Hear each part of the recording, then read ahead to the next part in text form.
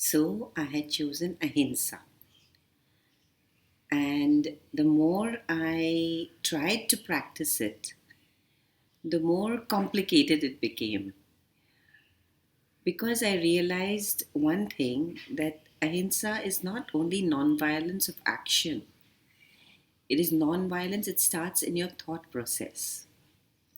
Studying a little further, I read this. It says, Ahimsa Pratishtham Tat Sanidaha Vairatyaga, which means a person has practiced non-violence to such a degree that those around him give up the idea of violence. So I started thinking, what exactly is violence? Violence is not only when you harm someone, it's also when you kill their dreams or when you force them to do things against their will, like restrictions of food, of habit, of drink, of sleep patterns, or you impose your will on others. And why should I impose my will on others when I think of them as others? So if I think of them as me, that means we are all one. Then there's no difference, no? Then there's no question of imposing the will, no? I would let them I would let them do as they wish to do, as I would wish to be.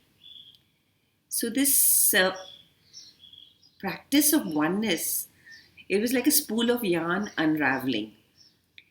Practicing oneness, opening up my heart to experience that we are all one, made me go deeper into other aspects of yoga, like bhakti yoga, where love for my guru translated into love for all around me.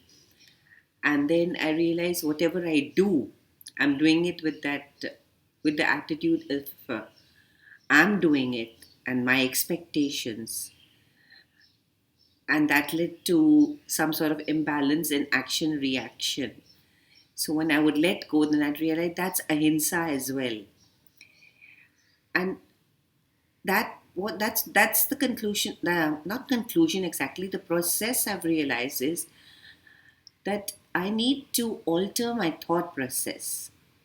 My thoughts need to go out as we are all one in this universe.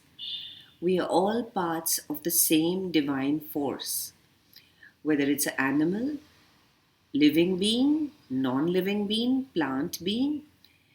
There are so many ways we are being violent in our thoughts, in our words, more than in our actions.